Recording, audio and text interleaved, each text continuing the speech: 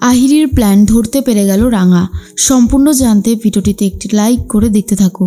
গল্পের শুরুতেই দেখা যায় সাত্তকী, বৃন্দার কুকীর্তিগুলোর কথা বসে বসে ভাবতে থাকে একলব্য। স্নান করে এসে নিজের মাথাটাও পর্যন্ত মোছেনি, তার মধ্যেই চলে এসেছে রাঙা। রাঙা এসে বলে, এ কি রে উড়নবাবু, তুই এখনো ভালো করে মাথা মুছিসনি? এরপর তো ঠান্ডা লেগে যাবে। রাঙা এসে ভালো করে মাথা মুছিয়ে দেয় আর বলে, তুই শুধু শুধু কি ভাবছিস বলতো? তখনই নিজের চিন্তার কথা বলতে থাকে একলব্য। একলব্য বলে, আমি আর পারছি না রাঙামতি।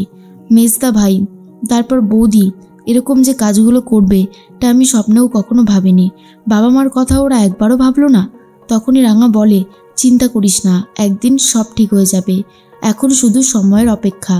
একটা কথা কি জানিস, জীবনে আমাদের এরকম অনেক সময় আসে যখন মনে হয় সব কিছু খারাপ হচ্ছে, সব কিছু একদমই খারাপ, কিন্তু না, এরপরেও অনেক ভালো কিছু থাকে।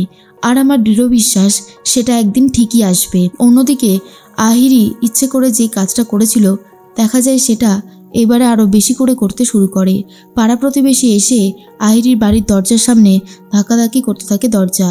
এরপর যখনই আহিরি দরজা খুলে দেয় তখনই পাড়া প্রতিবেশী এসে বলে, এই নোংরা মেয়েটাকে আমরা আর এখানে থাকতে দেব না। ওই যে রাতের বেলায় পুরুষ সঙ্গীকে নিয়ে এসে ফুর্তি করা একদম বেরিয়ে যাবে। একে আমরা কোনোভাবেই এখানে থাকতে দেব না। এই এক্ষুনি তুমি বেরিয়ে যাও। তখনই আহিরি বলে, আপনারা ভুল বুঝছেন, শুধু শুধু আমার উপর এরকমভাবে মানসিক টর্চার আপনারা করতে পারেন না। পাড়া প্রতিবেশী বলে, আমরা কি করতে পারি আর কি পারি না সেটা আমরা জানি। তোমার মতন মেয়ে এই পাড়ায় থাকলে আমাদের বাচ্চারা কখনো ভালো থাকতে পারবে না। কি শিখবে তারা? না না না না, আমরা তোমাকে কোনোভাবেই এখানে থাকতে দেব না, কিছুতেই না। আহিরি ভাবে, এবার আমি তাহলে কি করব? আর পুরো বিষয়টা লাইভ করা হচ্ছিল, তাই অদিতি দেখতে পেরে যায়। অদিতি এসে রাঙাকে বলে, রাঙা এই দেখো, আহিরি দিদির বাড়িতে লাইভ করছে কেউ একজন। তখন একলব্য দেখে আহিরির উপরে অনেক দোষারোপ করা হচ্ছে, এমনকি আহিরিকে বাড়ি থেকে বার করে দেওয়ার হুমকি দেওয়া হচ্ছে। আর এসব দেখে একলব্য তাড়াতাড়ি করে তৈরি হয়ে নেয় আর বলে, আমাকে এক্ষুনি যেতে হবে। আহিরির ওপরে অন্যায় হচ্ছে, এই অন্যায় আমি সহ্য করব না। তখনই রাঙা বলে, উড়ানবাবু তুই কিছু খেয়ে অন্তত যা। কিন্তু একলব্য বলে, না রাঙা, এখন খাওয়ার সময় নেই, এখন আমাকে যেতে হবে, আর না হলে অনেক দেরি হয়ে যাবে। দেখতেই তো পাচ্ছ একটা মেয়েকে একা পেয়ে কিভাবে ওরা খুব খারাপ ব্যবহার করছে। এটা আমি কি করে মেনে নেব বলো তো? এটা আমি কখনোই মেনে নেব না। সেই জন্যই তো তাড়াহুড়ো করে যাচ্ছি। এই দেখো আমি যাচ্ছি। এরপরে বেরিয়ে পড়েছে একলব্য। আর তখনই রাঙা ভাবে হঠাৎ করে যে কি হলো। তখনই অদিতি বলে, আমি কি একবার সত্যজিৎ বাবুকে ফোন করব? রাঙা বলে, আমি এক্ষুনি করছি। সত্যজিৎ স্যারকে ফোন করে রাঙা আর বলে, স্যার তুই একবার গিয়ে দেখ না। যতই হোক আহিরি দিদি তো একটা মেয়ে, একটা মেয়ের যদি কোনো ক্ষতি হয় আমি সেটা কোনোভাবেই মেনে নিতে পারবো না। সত্যজিৎ বলে, আচ্ছা ঠিক আছে, তুমি যখন বলছো আমি গিয়ে দেখছি। এর মধ্যেই প্রমিতাকে সবটা জানায় পাঞ্চালি আর অদিতি। প্রমিতা তখন ভাবে, হঠাৎ করে আবার আহিরির কি হলো, কিছুই তো বোঝা যাচ্ছে না। সত্যজিৎ আর এদিকে একলব্য আর অঙ্কুর তিনজনা মিলে পৌঁছে গেছে। আর তখনই আহিরি একলব্যকে দেখে কান্নাকাটি করতে থাকে আর জড়িয়ে ধরে আর বলে, একলব্য তুমি এসেছো, দেখো না সবাই আমার সাথে কীরকম খারাপ ব্যবহার করছে, আমার আর একদমই ভালো লাগছে না।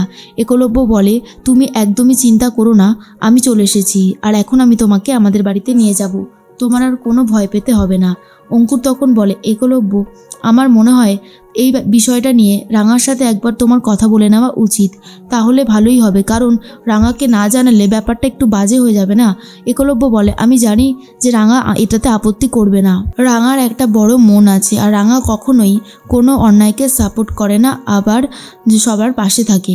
এরপরেই একলব্য আহিরিকে বলে জিনিসপত্র গুছিয়ে নিতে, আর আহিরি নিজের জিনিসপত্র গুছিয়েও নেয়। অন্যদিকে একলব্য আহিরিকে নিয়ে যাচ্ছে আর এই খবরটা পৌঁছে যাচ্ছে রাঙার কাছে। তার মধ্যেই রাঙা তখন ভাবে, আহিরি দিদি তো অনেক সাহায্যই করেছে, উড়ানবাবুর সার্টিফিকেটটা যদি জোগাড় করে এনে না দিত তাহলে উড়ানবাবু আজকের দিনে দাঁড়িয়ে যেতে পারতো না কাজে, তাই আহিরি দিদির ওপর আমাদেরও একটা দায়িত্ব কর্তব্য আছে। তখন প্রমিতার কথাই বারবার ভাবছিল আর রাঙা যে মা কিভাবে রিয়াক্ট করবে। এর মধ্যেই সব্য এসে বলে, রাঙা আমি খোঁজ নিয়ে দেখলাম ওই আহিরির বাবা মা বৃন্দাবনে ঘুরতে গিয়েছিল, তারপর আর তাদের কোনো খোঁজ খবর পাওয়া যাচ্ছে না। ও হয়তো এখানেই আসবে। তখন রাঙা বলে আচ্ছা ঠিক আছে আসুক, দেখাই যাক কি হয়। এর মধ্যেই দেখা যায় ময়না পুরোপুরি ফেসে গেছে। ময়না বলে রাঙা স্যুপ কী করে বানাতে হয়, চল না তুই একটু বানিয়ে দিবি। রাঙা তখন বলে আমি কেন বানাবো, এবার থেকে তোকে নিজেকেই শিখতে হবে রে মেজো বৌদিদি, সবসময় আমার ওপর ভরসা করে থাকলে তো হবে না, তাই না। ময়না বুঝতে পারে বৃন্দা তো প্রেগনেন্সির নাটক করে বেঁচে গেছে, সাত্তকীও বেঁচে যাবে, এখন সে ফেসে গেছে। এর মধ্যে আহিরি চলে এসেছে। আহিরি এসে বলে রাঙাকে রাঙা আমার তোমার পায়ে হাত দিয়ে প্রণাম করতে ইচ্ছা করছে, তোমার মতো বড় মন খুব কমজনেরই আছে। রাঙা তখন বলে এসব তুই কি বলছিস বলতো, একটা কথা মনে রাখবি যে আমি সবসময় তোর সাথে আছি, তুই তো আর আগের মতো নেই বল, তুই এখন কতটাই না বদলে গেছিস।